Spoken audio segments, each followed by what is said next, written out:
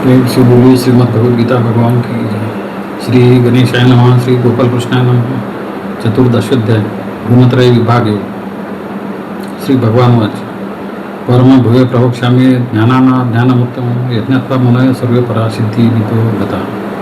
श्री भगवान म्हणाले, सर्व ज्ञानातील उत्तम ज्ञान पुन्हा तुला मी सांगतो. हे जाणून सर्व मुनी या संसारातून सुटून परमश्रेष्ठ गतीला गेले आहेत. या अध्यायात जे ज्ञान सांगितले आहे त्यामुळे म्हणजे ते तत्वज्ञान ध्यानात आल्यामुळे इतर म्हणजे या मृत्यूलोकातून लोकातून सर्व मुनी परमसिद्धीला प्राप्त झाले आहेत असे येथे श्रीकृष्ण म्हणतात. यात अनेक घटक अंतर्भूत आहेत. मी हे ज्ञान पुन्हा सांगणार आहे. हे सर्व ज्ञानात उत्तम ज्ञान आहे. परमोच्च सिद्धी या ज्ञानाने प्राप्त होते. मुनी असतील त्यांना ती प्राप्त होते. तशी ती पूर्वी झालेली आहे. ती सिद्धी म्हणजे सृष्टीची उत्पत्ती किंवा समाप्ती झाली तरी त्या ज्ञानी मनुष्याला आनंद वा दुःख होत नाही.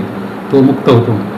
हे ज्ञान म्हणजे प्रकृती पुरुष व ज्ञेय ब्रह्म यांचे ज्ञान. 13व्या अध्यायात क्षेत्रज्ञ व ज्ञाता ज्ञान अज्ञान हेच अज्ञान ज्ञेय यांची चर्चा झाली. मी पुन्हा सांगतो म्हणून श्रीकृष्ण म्हणतो ते हेच ज्ञान.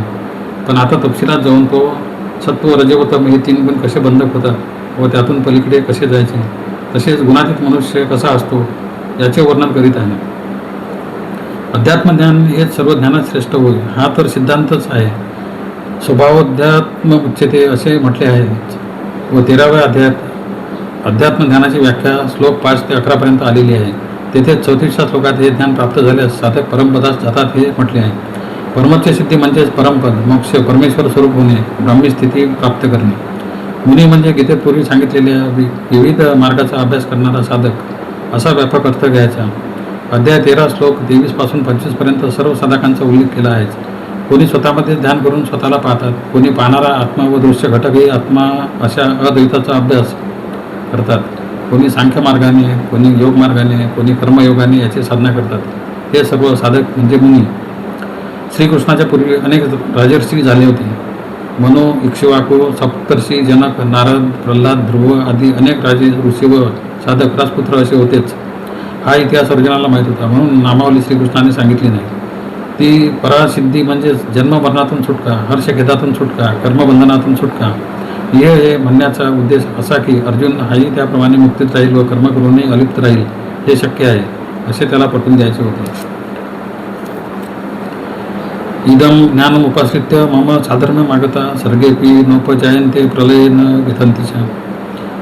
या ज्ञानाचा आधार घेऊन माझ्या स्वरूपाला प्राप्त झालेले लोक सृष्टीच्या उत्पत्तीकाली जन्मत नाहीत व प्रलयाकाली दुःख पावत नाही. अधिक स्पष्टीकरण करीत श्रीकृष्ण सांगत आहे की मम साधर्म्य आगता भगवंताचा धर्म व त्या मुनीचा धर्म एकरूप होतो.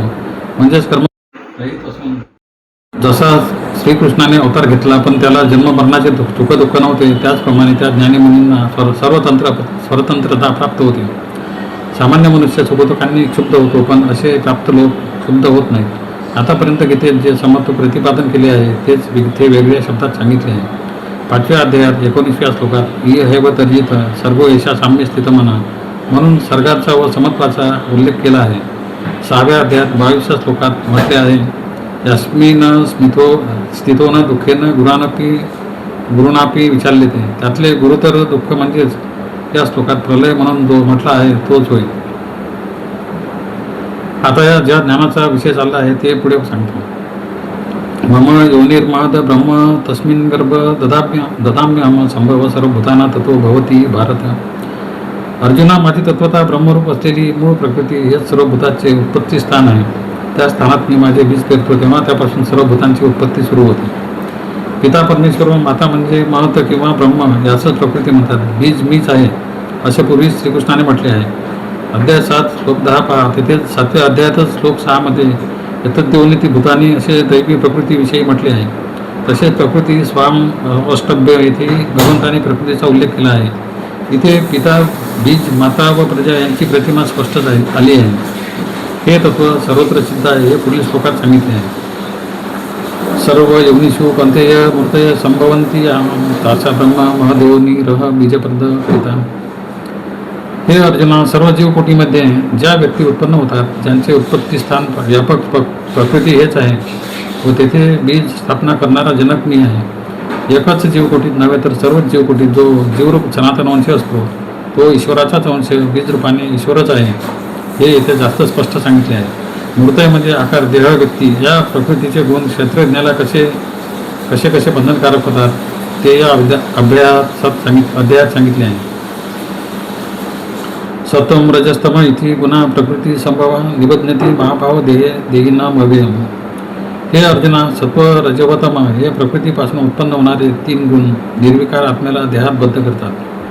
13व्या अध्यायात व 7व्या अध्यायात या गुणांचे उल्लेख आहेत. 7व्या अध्यायातील श्लोक 12 व 13 पहा.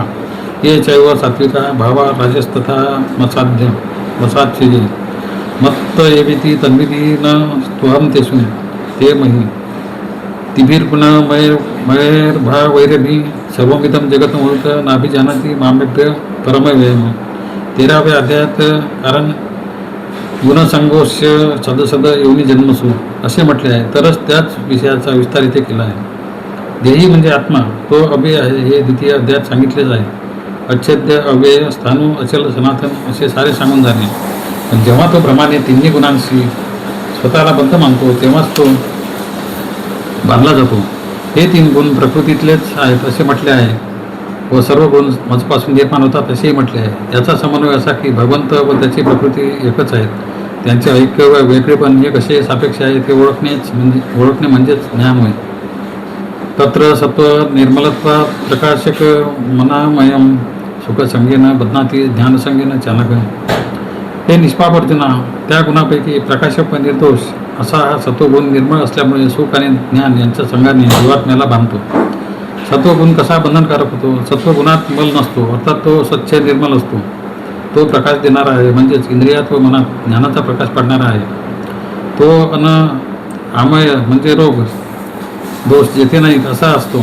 सत्वगुण इंद्रिय, मन व बुद्धी यांना सुख देतो, पण जेथे व ज्यामुळे सुख मिळते ती स्थिती व ते कारण, ती गोष्ट तशीच चालू राहावी, खंडित होऊ नये, पुन्हा पुन्हा मिळावी असे माणसाला वाटते व त्यामुळे माणसाला त्या सुखप्रद वस्तूच वेढून व बांधून ठेवतात. आणि ज्ञान हे सुद्धा मनाला गर्व प्रदान करते. ज्ञानाचा गर्व होतो तेव्हा माणूस मी ज्ञानी आहे या भावातच बद्ध होतो. हे तर उघडच आहे. असा सत्वगुण बंधनकारक होतो. जीविताशा, धनाशा, भोगलालसा, सत्यपिपाशा या सर्वांना कारण त्या साधनामधून मिळणारे सुख हेच असते. आणि अज्ञानी राहिलो तर दुःख सोसावे लागेल. त्यापेक्षा ज्ञान मिळवावे व त्याच्या बळावर मान सन्मान, चरितार्थ व मानसिक ज्ञान अंत्यतील सुख मिळवावे. यासाठी ज्ञान, लौकिक ज्ञान व पारलौकिक ज्ञानही हवे असते. यातूनच रजोगुणाची वाढ होते. रजो रागात्मक विद्धी तृष्णासंग समुद्भवम तन्नी बध्नाती कोणते कर्मसंगीन देही नम. हे अर्जुना, रजोगुण हा आवड-नावड रूप असून भोगेच्छेच्या आसक्तीपासून उद्भवतो असे जाण. तो रजोगुण जीवात्म्याला कर्माच्या संघाने बद्ध करतो. मिळालेले सुख टिकविणे व न मिळालेले सुख मिळविणे हे दोन्ही हेतू सत्वगुणातून निर्माण होतात आणि त्यातून काहीतरी कृतीची प्रेरणा मिळते. मग जे सुखप्रद म्हणून आवडले ते सतत जवळ धडपडू लागतात. तसे ज्या वस्तूमुळे, घटनेमुळे, व्यक्तीमुळे दुःख झाले ती टाळण्यासाठी कृती करू लागतो. धन, मान, सत्ता व स्पर्शसुख, सुमधुर संगीत, श्रवणसुख, सुगंध सुख, सुग्रास अन्न सुख, सुखदृश्य सुख अशा इंद्रिय सुखांची प्राप्ती व सातत्य यासाठी कर्म करण्यास सुरुवात होते. आवड निर्माण व नावड निर्माण यातून माणूस प्रचंड उद्योग करतो व असा तो कर्माच्या चक्राला बांधला जातो. शांतता ही सुख प्राप्तीच्या वेळीची स्थिती ढळते व अशांतता ही स्थिती येते. कर्म घडू लागते. ते उद्योगरूपी अशांतीतून सुखरूपी शांती प्राप्त करण्यासाठी. पण या कर्माच्या अतिरेकातूनच तमोगुणाचा प्रादुर्भाव होतो. तो कसा व त्याने जीवाला बंधन कसे होते ते पुढील श्लोकात सांगितले. तमस्त्व ध्यानजन विधी मोहन सर्व देही नाम प्रमादालस्य निद्रा विस्तन्नी बध्नाती भारत. हे भारता, सर्व लोकांना मोहात पाडणारा तमोगुण हा अज्ञानापासून उत्पन्न होणारा आहे असे जाण. तो जीवात्म्याला प्रमाद, चुकीचे कृत्य, आळस व निद्रा इत्यादींनी बद्ध करतो. तम हा गुण आहे, पण हाच काय आहे किंवा सत्व रजक आहे हे 3 गुण म्हणजे सद्गुण आहेत असे नसून ते विकार आहेत, खळबळी आहेत, विशिष्ट तऱ्हेचे आत्मानुसंधानातील प्रत्यवाय आहेत, विचलितता आहेत. मला अमुक एक बाह्य गोष्टीत सुख मिळाले म्हणून मी तिथे चिकटलो, हाच आळस होईल. सत्वगुणाचीच ही तमोगुणात परिणती होती.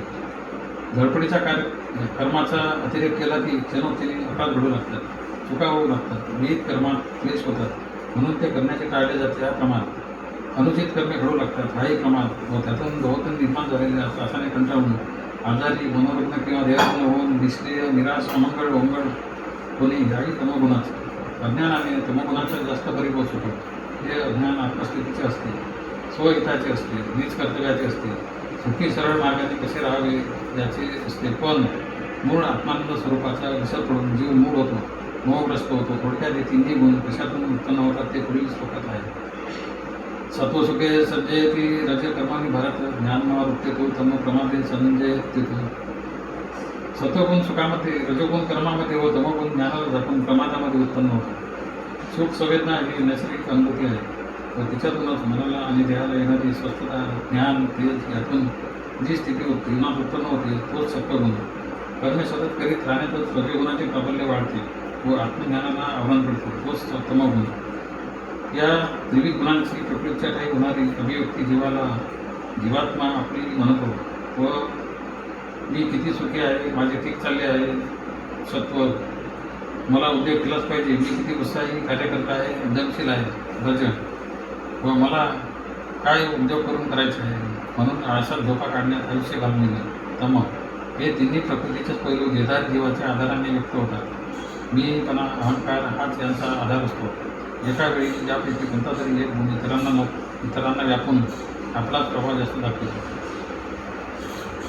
रजस्तमशा भूय सत्व भवती भारत रज सत्व तमस्येव तम सत्व रजस्तथा. हे अर्जुना, रजोगुण तमोगुण यांना पराभूत करून सत्वगुण प्रकट होतो. सत्वगुण तमोगुण यांचा मोड करून रजोगुण प्रबल होतो. तसेच सत्वगुण रजोगुण यांना जिंकून तमोगुण वृद्धी पावतो.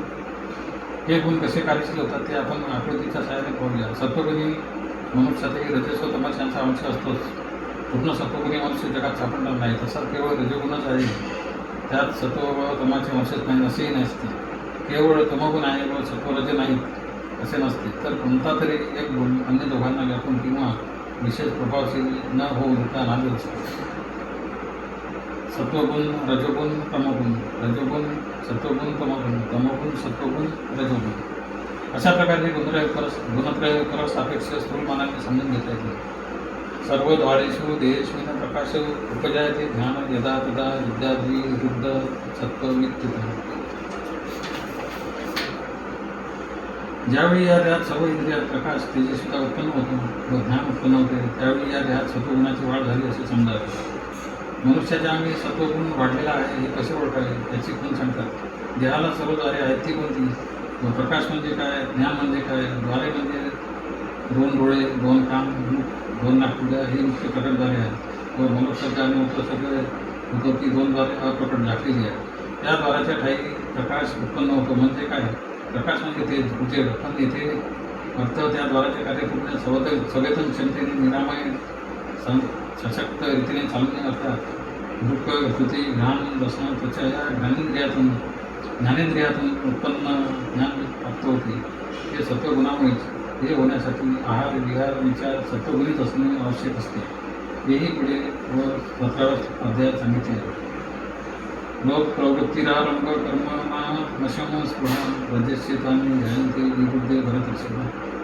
हे भरतश्रेष्ठा, रजोगुण वाढला असता लोक कर्माकडे प्रवृत्ती व त्यांचा आरंभ, अतृप्ती, अशांती व इच्छा हे विकार उत्पन्न होतात. रजोगुणाची वाढ जीवनात झाली हे कसे ओळखावे.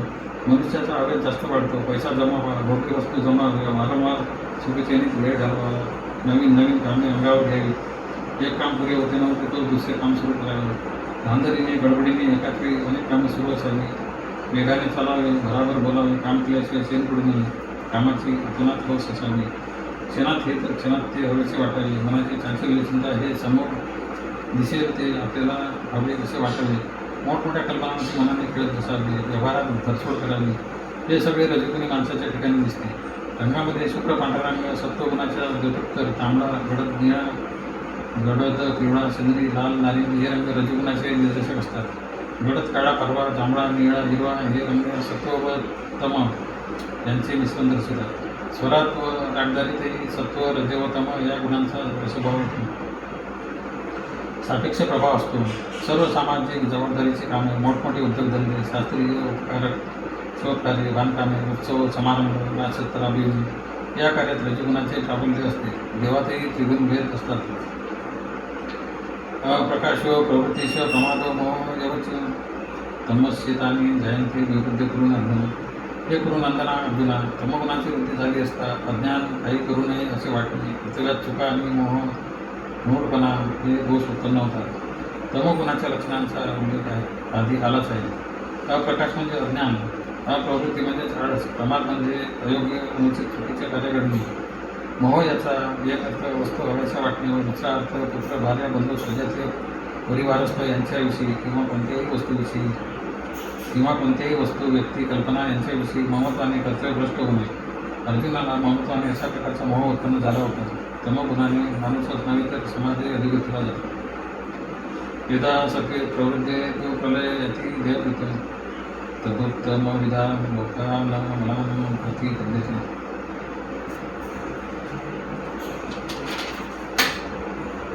सत्वगुणाचेच प्राबल्य झाल्यावेळी देहाधारी मनुष्य मृत्यू पावला असता तो उत्तम ज्ञानी लोकांच्या निर्मल लोकात जातो.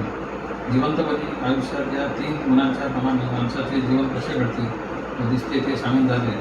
आता ते लोक मृत्यूनंतर कोणत्या गतीला जातात ते इथे श्रीकृष्ण सांगत आहेत. मागे 6व्या अध्यायात सूचना श्रीमता गेले योग भ्रष्ट विजय येते इत्यादी श्लोकात योग भ्रष्टपण सत्वगुणी साधकाचा पुनर्जन्म कसा व कुठे होतो याची माहिती दिली आहे. इथे सत्वगुणी मनुष्याला मरणोत्तर कोणत्या सूक्ष्मलोकी गती मिळते याचे वर्णन केले आहे. उत्तम विदा उत्तम ज्ञानी याचा अर्थ योगस्य उत्तमा वित्ता असा घेणे योग्य आहे.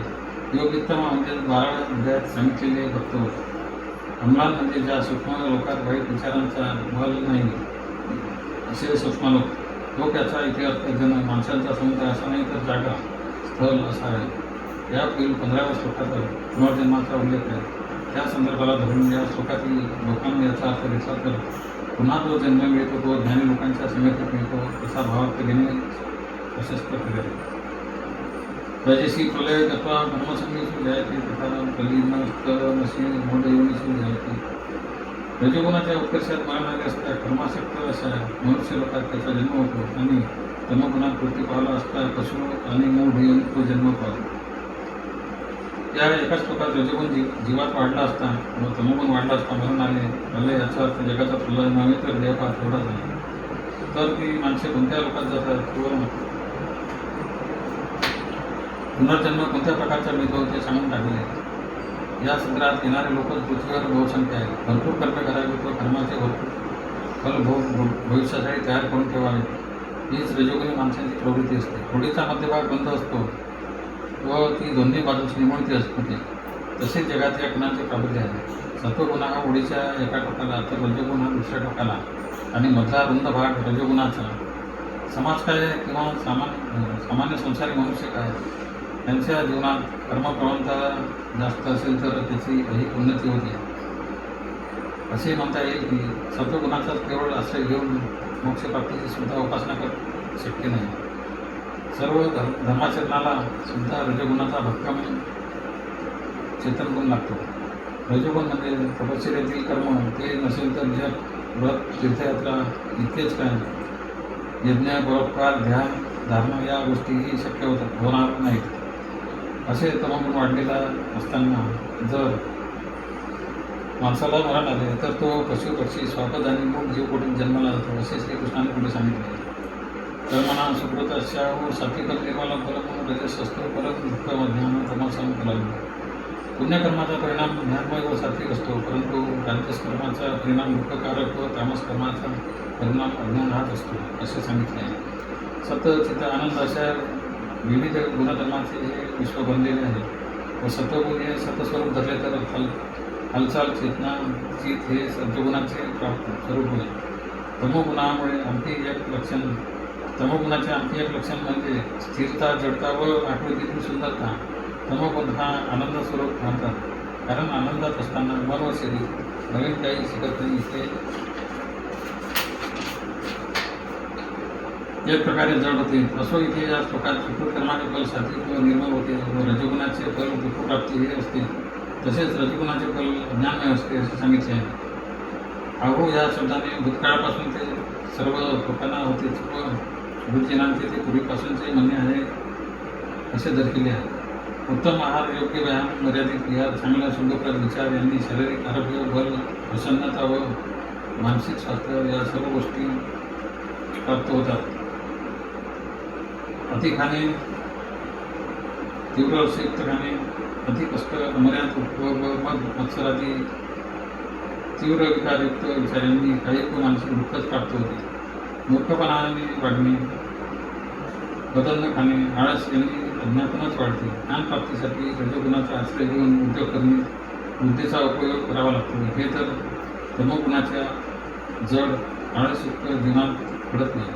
त्यामुळे तिथे अज्ञानच निष्पन्न होते.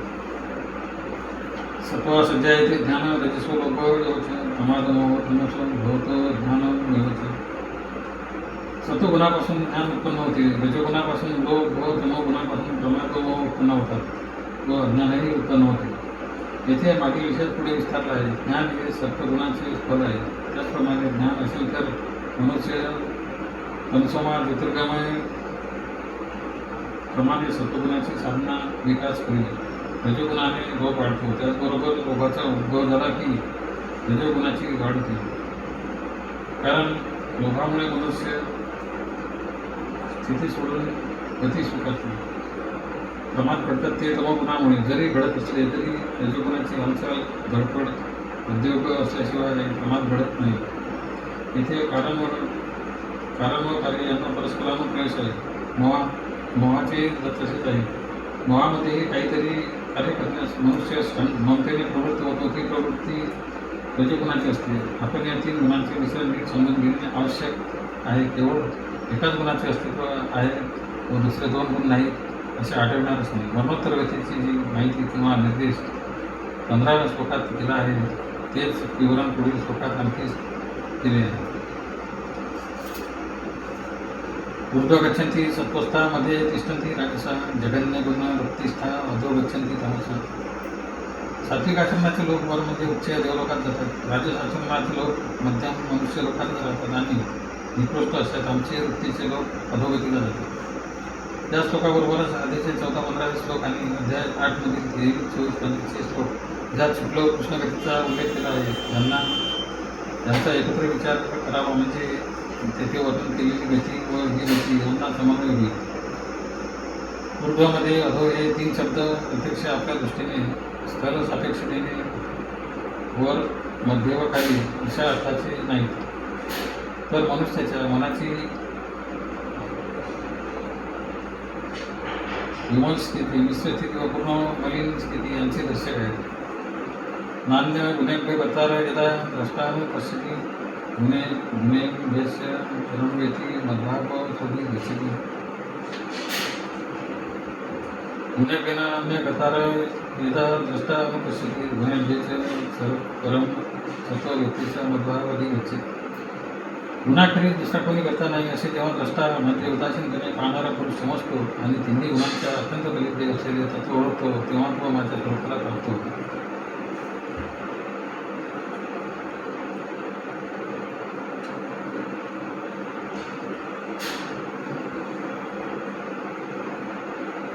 मागे म्हटलेलेच आहे की कारण गुणसंघर्ष सदैवनी जन्मस्व क्षेत्रज्ञ हा स्वतःला त्या गुणांनी युक्त समजतो. त्यामुळे आपणच करते आहोत असे समजतो. त्यामुळे चंदनात पडतो. हे वारंवार सांगून झालेले आहे. तेच आता वेगळ्या शब्दात मांडले आहे. क्षेत्रज्ञाला आत्म्याला जेव्हा पक्के समजते की सर्व प्रकारची कर्मे या 3 गुणांनीच होत आहेत व दुसरा कोणी करता नाही, आपण स्वतःही कर्तृत्व स्वतःकडे घेण्याची जरुरी नाही, आपण गुणांच्या पलीकडेच आहोत, तेव्हा तो परमेश्वराच्या अस्तित्वाशी एकरूप होतो. पुढील आकृती काम गुणोपाधी सहित आत्मा बंधन करणं पुनर्जन्म. गुणातीत आत्मा परमेश्वर श्रीकृष्ण परमेश्वर परमात्मा. आत्मा सत्व रजतम ज्ञान कर्म मूळता. सत्व ज्ञान उत्तम लोक, रज कर्म मनुष्य जन्म, तम मूढता मूढेनी. गुणा नेतान्य तिथ्य त्रीन देही देह समुद्भवान जन्म मृत्यू जरा दुःख विमुक्तो मृत नश्नुते. देहाचे उत्पन्न अशा या 3 गुणांचे जो देहधारी उल्लंघन करून पलीकडे जातो तो जन्म मरण वार्धक्य इत्यादी दुःखापासून मनाने मुक्त होऊन अमृताचा म्हणजे मोक्षाचा उपभोग घेतो. येथे 3 गुण देह समुद्भव असतात असे म्हटले आहे. देह म्हणजे क्षेत्र म्हणजेच प्रकृतीने घडलेला तत्वसमुदाय. गुण हे प्रकृतीचाच भाग आहे. जेव्हा दैवी देहधारी जीवात्मा स्वतःला गुणापलीकडचा समजतो तेव्हा तो पुनर्जन्म व त्यातील सर्व दुःख येण्यापासून सोडतो. जन्म व मृत्यू या दोन घटकोपामधील जे अस्तित्व असते त्यात वृद्धत्व व दुःखे आणि इतर अनेक गोष्टी असतातच. पण ज्ञानाने जीवात्मा त्यातून सुटतो. गुणातील तसा जो शब्द श्रीकृष्णाने उपयोगात आणला त्यावर अर्जुनाने पुढे स्पष्टीकरण मागितले आहे. अर्जुन वाच कैर्लिंगे स्त्रीणां गुणनितान् तिथो भवति प्रभो किमाचर अथ चेता स्त्रीणां गुणानर्थी वर्तते. अर्जुन म्हणाला, हे प्रभू श्रीकृष्णा, या त्रिगुणांना उल्लंघून गेलेला मनुष्य कोणत्या लक्षणांनी युक्त असतो, त्याचे आचरण कसे असते व तो या 3 गुणांच्या पलीकडे कसा जातो? कोणत्या लक्षणामुळे जीवात्मा गुणांनी होतो, त्याचे आचरण कसे असते? 3 गुणांच्या बंधनाच्या पलीकडे तो कसा जातो, कोणत्या साधनेने जातो? असे 3 प्रश्न अर्जुनाने विचारले. दुसऱ्या अध्यायात अर्जुनाने स्थितप्रज्ञ शब्दाची व्याख्या विचारली होती व त्याचे आचरण लक्षणे कशी असतात ते विचारले होते व त्याचप्रमाणे गुणातीताची लक्षणे येथे विचारली आहे. श्री भगवान वाच प्रकाशमच्या प्रवृत्तीच्या भावानेच्या पांडव न दृष्टी प्रवृत्तांनी न निवृत्तांनी कांक्षिती. श्री भगवान म्हणाले, अर्जुना, प्रकाश, सुखगुण, प्रवृत्ती, रजगुण व मोह, तमगुण हे उत्पन्न झाले तरी जो त्यांचा अभ्यास करीत नाही आणि ते विकार नाहीसे झाले तरी त्यांची इच्छा करीत नाही. गुणातीत मनुष्याची लक्षणे सांगताना श्रीकृष्णाने निराळ शब्दात स्थितप्रज्ञ मनुष्याची लक्षणे सांगितली. सत्वगुणाने उत्पन्न झालेले ज्ञानरूपी सुख प्राप्त झाले तरी त्याला हर्ष होत नाही व तसे सुख प्राप्त होत नसले तरी किंवा प्राप्त झालेले नष्ट झाले तरी त्याला ते पुन्हा मिळावे असे वाटत नाही. तसेच कर्माचा प्रारंभ करावा हा रजोगुणाचा प्रभाव ज्यांच्या ठिकाणी उत्पन्न झाला किंवा कर्मे करूच नाही असा आळस उत्पन्न झाला तरी असे झाले ते चांगले झाले व झाले नाही ते वाईट झाले असे व्हायला हवे होते वगैरे काहीही विकार त्याच्या ठिकाणी होत नाही. तसेच एखाद्या वस्तूचा मोह पडो किंवा न पडो त्याबद्दल खेद, अंत किंवा आनंद तो मानित नाही. शुभाशुभ परित्यागी, लाभ लाभो, समर्पता, द्वंद्वातीत वगैरे साम्यदर्शक लक्षणे पाहावी. उदासीन गुन्हेगारी न विचारले ते गुन्हा वतंतरित्य व तिष्ठती होत नाही. जो कर्मफलाविषयी उदासीन असून त्रिगुणांनी विचलित होत नाही, गुणच कर्मात प्रवृत्त होत आहेत असे जाणून जो स्थिर असतो, चंचल होत नाही. उदासीन व तवत अधिक आसीन म्हणजे जी स्थिती प्राप्त असेल तीमुळे विकार उत्पन्न न होता त्या स्थितीला साक्षी राहणारा, तिच्यापेक्षा वरच्या पातळीवर जणू काही जाणीव ठेवणारा तो उदासीन होत. त्याप्रमाणे मानसिक भूमिका असणारा तो उदासीन होत. हिंदी गुणांच्या प्रादुर्भावामुळे तो विचलित होत नाही. म्हणजे नेमके काय? न एकतेने विचारले ते याचा नक्की अर्थ काय? त्याच्या ठिकाणी शरीर धारणेपुरते सहज कर्म घडत असते, पण मानसिक, भावनात्मक, कल्पनात्मक, वासनात्मक प्रक्षेपातून प्रेरणा मिळून मात्र कर्म घडत नसते. त्यामुळे तहान लागली तर तो पाणी प्राशन करेल, भूक लागली तर अन्न सेवन करेल, निद्रा आली तर झोपेल. निद्रा येत नसते तरी उद्विग्न होणार नाही. निवारा त्यासाठी आवश्यक आहे म्हणून निवाऱ्याची सोय केली. पण माझे घर निवारा किती वैभवशाली आहे किंवा माझे घर किती लहान आहे म्हणून वाईट किंवा दुःख करणार नाही इत्यादी समजावे. समदुःख सुख स्वस्थ समलोष्टाश्म कांचन तुल्यप्रिया योगप्रिय धीरस्तुल्य निंदा मन संतुष्टी. ज्याला सुख दुःख सारखेच असते, जो विचलित होत नाही, जो आपल्या ठिकाणी स्थिर असतो, ज्याला दगड माती व सोने सारखेच असते, ज्याला प्रिय व अप्रिय जसे निंदा व आपली स्तुती ही समान असतात, जो सतत धैर्यशील असतो. ही लक्षणे आतापर्यंत आपल्या माहितीची झाली आहेत. या सर्व लक्षणांचा विपरीत अर्थ करून काही जण घाणेरडे, गलिच्छ, मूर्खासारखे, वेड्यासारखे वागणारे भ्रष्ट लोक असतात. त्यांनाच गुणातीत समजतात, पण तसा अर्थ येथे अभिप्रेत नाही. अनपेक्षित, शुची, दक्ष, गतवेत आणि अभय आदी जे दैवी संपत्तीचे गुण भगवंतांनी वर्णन केले आहे. पुढे अध्याय 16 पहा. त्याप्रमाणे गुणातीत मनुष्याचे शास्त्राधार विहित कर्म निष्काम भावनेने चाललेले असते. गीतागलीचे राहणे स्वकर्मे न करण्यास कुठेही समित नाही. मानव स्त्रिल्य मित्रादी पक्षो सर्वारंभ परित्यागी गुणातीत असा उच्चते. जो मान व अपमान त्याविषयी सारखा उदासीन, मित्र व शत्रू यांच्याकडे समदृष्टीने राहणारा आणि स्वार्थी कर्माचा प्रारंभच न करणारा असा मनुष्य असतो, त्याला गुणातीत असे म्हणतात. स्वतःचा मान व्हावा किंवा मान होऊ नये किंवा अपमानच व्हावा अशी भावना तो मनात बाळगीत नाही. यालाच तुल्य सम म्हणता येईल. शत्रू व मित्र यांना तुल्य मानायचे म्हणजे काय? मित्राला सहाय्य करायचे नाही का? शत्रूशी युद्ध करायचे नाही का? असा अर्थ नाही. मित्र वा शत्रू कोणीही असो, तो आत्मरूपाने समान आहे. तेव्हा व्यवहार करताना जो न्याय मित्राला लावायचा तोच न्याय शत्रूलाही लावायचा. म्हणूनच शत्रू जर शत्रुत्व सोडून शरण आला तर त्याला अभय देणे, त्याचे रक्षण करणे हे गुणातीताचे लक्षण आहे. सर्वारंभ परित्यागी या लक्षणांची तुलना यस्य सर्वे समारंभ काम संकल्प वर्जिता या द्वितीय अध्यायातील लक्षणांची करावी. कर्मे घडतच असतात. नीट कर्मे तर करावीच लागतात. भक्ती स्वार्थलाभासाठी करायची नाही. आरंभ याचा अर्थ स्वार्थ हेतू पुरस्कार कर्मात प्रवृत्त होणे. माचे योग व्यभिचारेण भक्तियोगेन सेवते स गुणांना समतिक्ते तान ब्रह्मभूयाय करते. आणि जो माझी एकनिष्ठपणे भक्तीने सेवा करतो तो या तिन्ही गुणांच्या तलावर धरून ब्रह्मरूपाला योग्य होतो. येथपर्यंत उच्चित या क्रियापदाप्रमाणे गुणाची मनुष्यांची त्या काळापूर्वीपासून माहीत असलेली लक्षणे श्रीकृष्णाने सांगितली आहे. जनकराजाचे उदाहरण देऊन व अनेक ऋषींचा उल्लेख करून या लक्षणांची आदर्श उदाहरणेच ठरतील असे पूर्वकालीन ऋषी व राजे श्रीकृष्णाने आधीपासून निर्दिष्ट केले आहे. आता माझी अनन्य भक्ती योगाने जो सेवा करतो बाराव्यावर नगराजात तो गुणातीत होतोच, पण ब्रह्मस्थिती प्राप्त करण्यास तो पात्र होतो असे श्रीकृष्णाने सांगितले आहे. आणि माझी भक्ती अर्थात श्रीकृष्णाची सगुण निर्गुण निरपेक्ष तत्वरूपाने आत्मरूपाने अभेदभावाने भक्ती करणे म्हणजे शाश्वत कवितांशी ब्रह्मरूपाशीच एकत्वरूपाने होय हे सांगण्यासाठी पुढील श्लोकात श्रीकृष्ण महान तत्व महान सिद्धांत असणार आहे. ब्रह्मणो प्रतिष्ठा ब्रह्मवृतस्य व्ययस्य शाश्वतस्य च धर्मस्य सुखस्य नित्यस्य अमृतरूप अविकारी अशा ब्रह्माचे तसेच सनातन अशा धर्माचे व निरतिशय अत्यंतिक सुखाचे अधिष्ठान मीच आहे. म्हणून ब्रह्मरूप माझे तो भक्तीने सेवा करतो. श्रीकृष्ण म्हणतो माझी भक्ती करणारा ब्रह्मरूपच मानावा, कारण ते अमृत अव्यय अक्षय एकांतिक सुख व धर्माचे सनातन शाश्वत निदान म्हणून आहे. हे सर्व काही तो श्रीकृष्णच आहे. हे ब्रह्मरूप श्रीकृष्णाचे स्वतःबद्दल सिद्धांत हा भक्तिमार्गातील मोठा महत्त्वाचा सिद्धांत होय. हे यष्टी समिष्ट ब्रह्म हे यष्टी समष्टी निरपेक्ष तत्व, शाश्वत धर्म हे समष्टी सापेक्ष तत्व व एकांतिक सुख हे यष्टी सापेक्ष तत्व अशा तीन पातळ्यावर भगवंताचे स्वरूप खूपच विलसते आहे असे आपण लक्षात घ्यावे.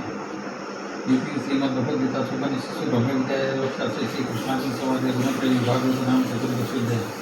त्याप्रमाणे श्रीकृष्णाने झालेले उपनिषदातील ब्रह्मविद्यांतर्गत योग शास्त्र असून श्रीकृष्णाशी समाज असून गुणत्रय विभाग योग नावाचा 14वा अध्याय समाप्त झाला.